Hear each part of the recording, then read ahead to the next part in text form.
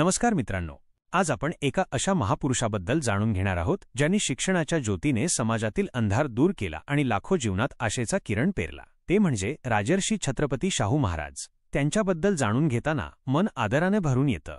चला त्यांच्या अथांग कार्याची गाथा थोडक्यात अनुभवूया।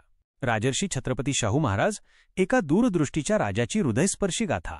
राजर्षी शाहू महाराज हे नुसते नाव नाही, तर ते समाज सुधारणेचं आणि समानतेचं एक धगधगते अग्निकुंड होतं। त्यांचा जन्म 26 जून 1874 रोजी कोल्हापूर जिल्ह्यातील कागल येथील घाटगे घराण्यात एका सामान्य पण प्रतिष्ठित कुटुंबात झाला। त्यांचे मूळ नाव यशवंतराव, वडील जयसिंगराव घाटगे आणि आई राधाबाई। कोल्हापूर संस्थानाचे छत्रपती चौथे शिवाजी महाराज यांच्या अकाली निधनाने जेव्हा राजघराण्यावर दुःखाचा डोंगर कोसळला, तेव्हा त्यांच्या पत्नी आनंदीबाईंनी यशवंतरावांना दत्तक घेऊन राजघराण्याची धुरा त्यांच्या कोवळ्या खांद्यांवर सोपवली। 1884 मध्ये ते कोल्हापूर संस्थानाचे छत्रपती झाले आणि त्यांना शाहू महाराज हे नाव मिळालं। त्यांचे लेडी लक्ष्मीबाईसाहेब यांच्याशी विवाह झाले। त्यांना 2 पुत्र राजाराम महाराज आणि दुर्दैवाने अल्पायुषी ठरलेले शिवाजी महाराज आणि 2 कन्या राधाबाई, अक्कासाहेब महाराज व इंदुमती देवी होत्या। त्यांनी समाजातील दुर्बळ घटकांना न्याय मिळवून देण्यासाठी आपलं जीवन अक्षरशः समर्पित केलं। त्यांचा प्रत्येक श्वास, प्रत्येक निर्णय हा सामान्यांच्या कल्याणासाठी होता।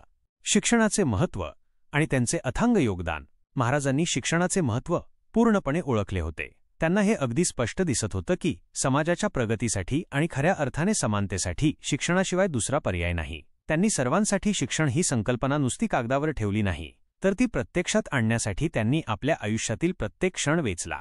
त्यांनी समाजातील प्रत्येक घटकाला अगदी शेवटच्या माणसापर्यंत शिक्षण मिळावं यासाठी अनेक क्रांतिकारक पावले उचलली। 1917 साली त्यांनी प्राथमिक शिक्षण सक्तीचे आणि मोफत केले। विचार करा, त्या काळात हा निर्णय किती दूरगामी आणि धाडसी असेल। यामुळे सर्वसामान्यांच्या मुलांनाही शाळेत जाण्याचा मार्ग मोकळा झाला। त्यांच्या आयुष्यात ज्ञानाची पहाट उगवली। त्यांनी कोल्हापूर संस्थानात असंख्य नवीन शाळा उघडल्या। विशेषतः ग्रामीण भागातील आणि वस्ती शाळांना त्यांनी प्रोत्साहन दिलं, जिथे शिक्षणाचा अभाव होता, जिथे ज्ञानाची किरणे पोहोचली नव्हती। गरीब आणि मागासलेल्या विद्यार्थ्यांसाठी शिक्षणाची सोय व्हावी यासाठी महाराजांनी अनेक वसतिगृहे सुरू केली। मराठा, जैन, मुस्लिम, ख्रिश्चन आणि दलित समाजाच्या मुलांसाठी त्यांनी स्वतंत्र वसतिगृहे काढली, जेणेकरून कोणत्याही मुलाला जातीय किंवा आर्थिक परिस्थितीमुळे शिक्षणापासून वंचित राहावे लागू नये। प्रत्येक मुलाला शिक्षणाचा हक्क मिळावा ही त्यांची तळमळ होती। शिक्षणासोबतच त्यांनी शिक्षणातून मिळालेल्या ज्ञानाचा उपयोग करून समाजातील दुर्बळ घटकांना नोकरीच्या संधी मिळाव्यात यासाठी 1902 साली शासकीय नोकऱ्यांमध्ये आरक्षणाची सुरुवात केली।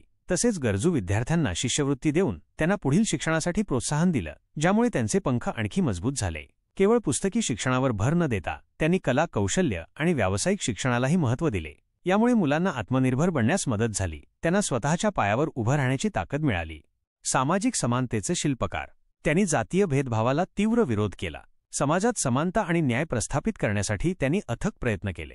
1902 साली त्यांनी शासकीय नोकऱ्यांमध्ये आरक्षणाची सुरुवात केली, जेणेकरून प्रत्येक समाजातील व्यक्तीला प्रगती करण्याची संधी मिळावी। हा निर्णय त्या काळात अत्यंत क्रांतिकारक होता, ज्याने हजारो लोकांच्या आयुष्यात आमूलाग्र बदल घडवला। शेतकऱ्यांच्या हितासाठीही त्यांनी अनेक महत्त्वपूर्ण पावले उचलली। त्यांनी सहकारी चळवळीला प्रोत्साहन दिले आणि शेतकऱ्यांचे जीवनमान सुधारण्यासाठी विविध योजना राबवल्या। शेतकरी सुखी तरच राज्य सुखी हा त्यांचा मंत्र होता।